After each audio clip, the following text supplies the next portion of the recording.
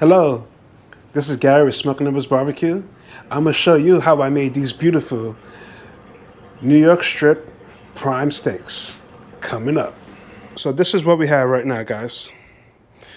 I have my prime steak that I got from Sam's Club, kosher salt, I have a wire rack, and a pan. So the first thing that I'm going to do is I'm just going to do a dry brine with this kosher salt. What a dry brine does is it seasons the steak with salt, it takes out the moisture, and you're going to get a good product at the end when you do a dry brine. So let me show you how to do it. Just open up this pack. I'm going to move it over to the sheet pan.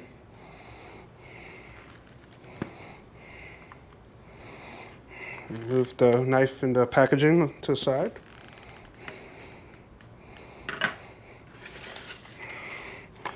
Have my meat hand right here.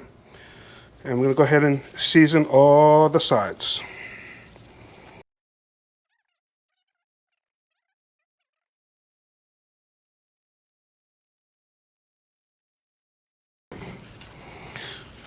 Don't be shy with the salt. It's not a huge cut like brisket or anything like that, but it can handle the salt for sure. Now, I'm going to take these steaks, I'm going to get the wire rack, I'm going to put it on top of this tray. Now, this wire rack doesn't fit exactly in the tray, but that would be good enough. The reason I put it on the wire rack is so there's room for the steak to breathe in the bottom, the sides. I just want to give it some space. So now what I'm going to do, I'm going to put this in the refrigerator until I'm ready to cook this. You can go as long as 24 hours or as low as 2-3 hours if you like. The longer that you let it dry brine, the better the final product is going to be. I'm going to go ahead and add this to my refrigerator, and I'll let you know when I take it out to finish seasoning and put it on the smoker. Stay tuned. Welcome back. So, as with any cook, you want to have a game plan. So what is our game plan for these prime steaks? Here it is. We're going to start up this charcoal using my Weber kettle. It's one of my favorite grills. We're going to load it with charcoal, get it going, and then we're going to cook these steaks indirectly. What does indirect mean? That means it's going to be away from the fire. So what it's going to happen is these steaks are going to cook slowly. I personally like my steaks to be medium. So when it gets approaching the medium, I'm going to pull that steak because there's going to be some carryover. Just like when you're running, you have momentum. Steaks, when they're cooking, they have momentum. So even when you pull it off the grill, it's going to still carry over and going to keep on cooking a few degrees. So you want to pull it 5 degrees lesser than what you wanted. But that's not all. So I did say this is reverse sear. So I'm going to pull it off early, let it rest, and then I'm going to get my fire blazing hot. After it gets blazing hot, I'm going to sear it real quick on each side. It's just to get a nice crust in the outside. So there's the game plan, and let's go ahead and execute it. So I do need to finish seasoning these steaks. As I told you before, we already did a dry brine. We did salt only. So now what we got to do is we got to finish seasoning. Remember, we added salt, so we're not going to add any salt. My wife doesn't like black pepper. I do. So with hers, I'm just going to add a little bit of garlic powder into that. All right, so let's do that.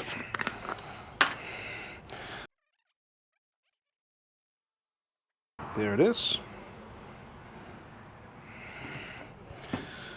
Mine, I'm going to do a little bit of black pepper, 16 mesh. I'm going to go light on that. I don't want to go too heavy because I don't want it to burn when I do the sear.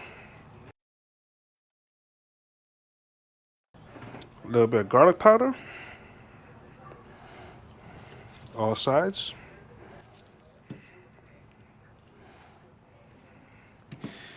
And I just picked up this garlic jalapeno.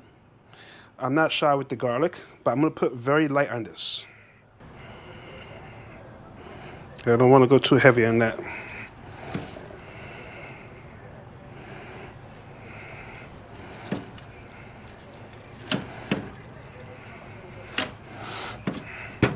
Looks like I forgot to put a little bit of black pepper on the bottom. And garlic in the bottom. All right, so now the steaks are ready for the grill, but we got to get a fire started. All right, so for my last cook, I had a little bit of leftover oak logs. I had a different cook.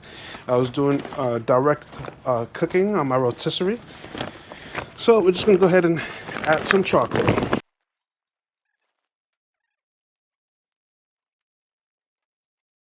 My favorite way to get going.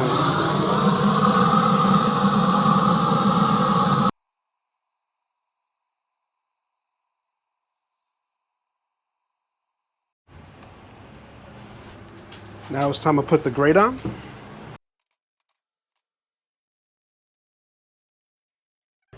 These grates do need a little wiping down, so I'm gonna just brush the grates.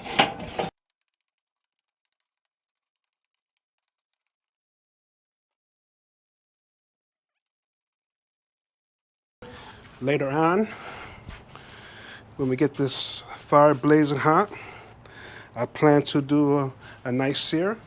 So I'm gonna go ahead and put this grate on there so it get nice and warm.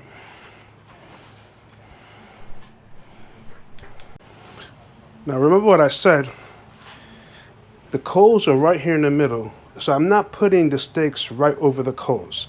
I'm doing indirect. That means it's away from the fire. So I'm gonna put the steaks on the outer ring. One of them, I'm gonna put a wireless thermometer. I have this fireboard pulse that I'm gonna add to one of the steaks. So I'm just gonna put that right towards the middle.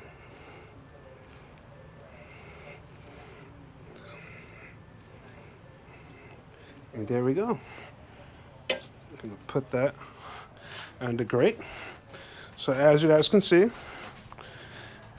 fire right there in the middle. My steaks are offset. Now, we're just gonna wait until it gets up to temperature. I'm gonna cover.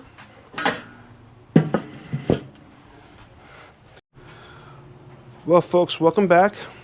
So, the steak, as I told you before, I want the steak to be medium.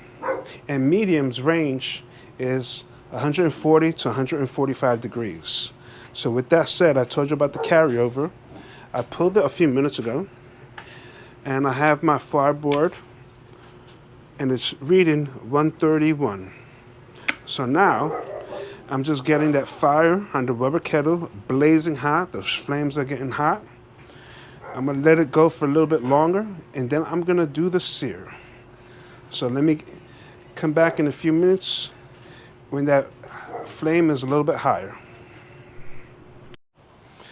All right, folks, well, the temperature's starting to drop on my steak. It's at 127.2. I don't know if you can see it. 127.2. The flame looks like it's getting nice and hot. So I'm gonna go ahead and start searing these bad boys.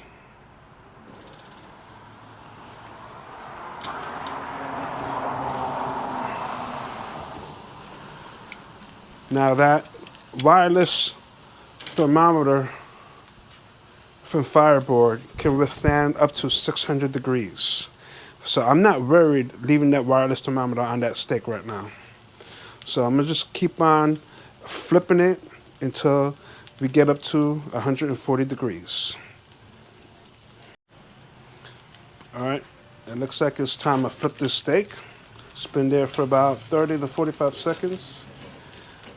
That's what I'm talking about. Look at that nice crust. Just turning that over. The one with the thermometer is my steak. I don't know if you guys remember, but my wife, she didn't have any black pepper. She can't even handle black pepper. I have a joke that says, the only spice my wife can handle is me. And by the way, I had the raw steak on this wire rack in this tray, and I moved the raw steak with those tongs. I did clean them before taking those steaks off. So definitely no cross-contamination. I didn't use the same tray for raw steak with cooked steak. All right, we're gonna keep on flipping these steaks until we hit 140 degrees. Stay tuned. Well, the thermometer's saying 144.3, so I'm taking off my steak. My wife's steak needs a little bit more of a crust, so I'm gonna cook this a little bit longer. I'll take you inside for the taste test in just a few minutes. Well, these steaks, I put them off the grill. Now it's time for the taste test. Can't wait to cut these bad boys up and see how they taste.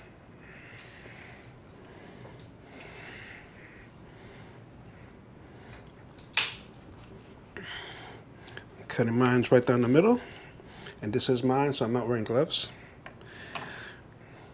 Look at that. Beautiful, perfect medium steak. I'm gonna cut it in half so I don't look like a glutton. Cheers, everybody. Well, got a slight heat because of the jalapeno rub and the black pepper. Well, that was how I made reverse sear strip steak, prime from Sam's Club. What's your favorite way to make steak? Do you do reverse sear? Do you just grill them over hot flames? Comment below. Like and subscribe. Let's keep this conversation going.